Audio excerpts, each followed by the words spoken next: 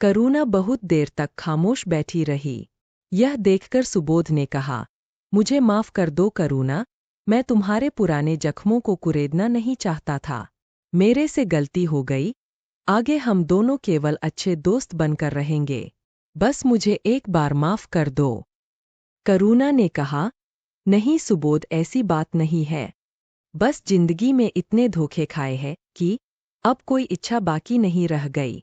मैंने तो बस मरीजों की सेवा को ही अपने जीवन का मकसद बना लिया था, जिसके बदले में बस मुझे गुजारे लायक पैसे मिल जाएं। लेकिन अचानक तुम्हारी बात सुनकर कुछ सोच समझ नहीं पा रही हूँ।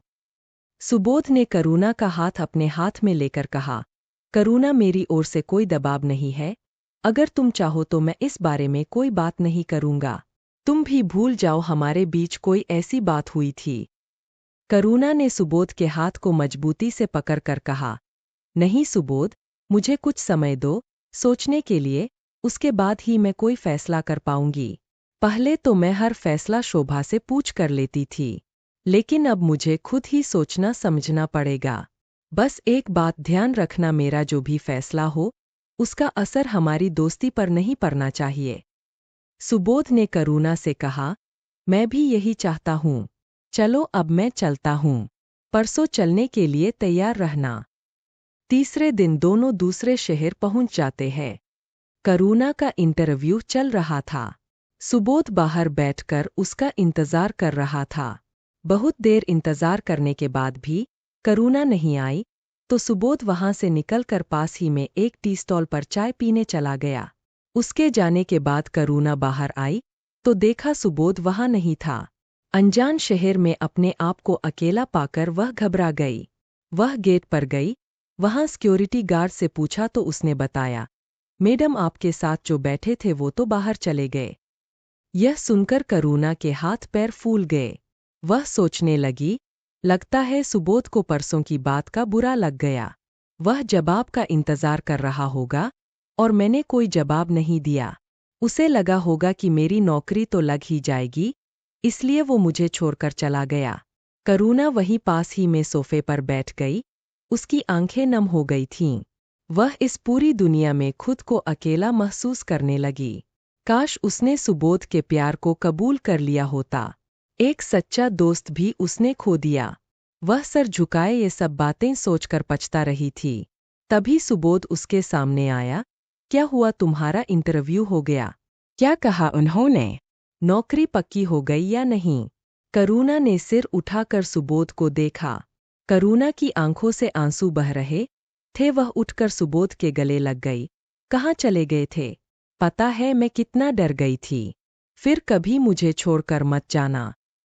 करुणा ने कसकर सुबोध को पकड़ लिया। सुबोध को कुछ समझ नहीं आ रहा था। हॉस्पिटल में आने जाने वाले दोनों को देख रहे थे। कुछ देर में करुणा को समझ आया कि उन्हें सब देख रहे हैं। वह सुबोध से अलग हो गई। सुबोध बोला, मैं तो यही बगल की दुकान पर चाय पीने गया था। यह सुनकर करुणा बोली, मुझे माफ कर दो, मैं समझी तुम परसों की बात का बुरा मान गए और मुझे यहाँ छोड़कर वापस चले गए। सुबोध यह सुनकर हंसने लगा। करुणा, मैंने कहा था हमारी दोस्ती पर कोई असर नहीं पड़ेगा। मैं तुम्हारा साथ कभी नहीं छोड़ूंगा। बिल्कुल चिंता मत करो। चलो अब बताओ क्या हुआ? करुणा ने कहा, नौकरी मिल गई, 1 सप्ताह बाद ज्वाइन करना है।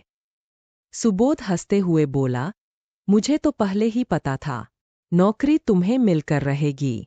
चलो अब कहीं खाना खाते हैं, तुम्हें भी भूख लग रही होगी। दोनों एक रेस्टोरेंट में पहुंच जाते हैं। ज्यादा भीड़ नहीं थी।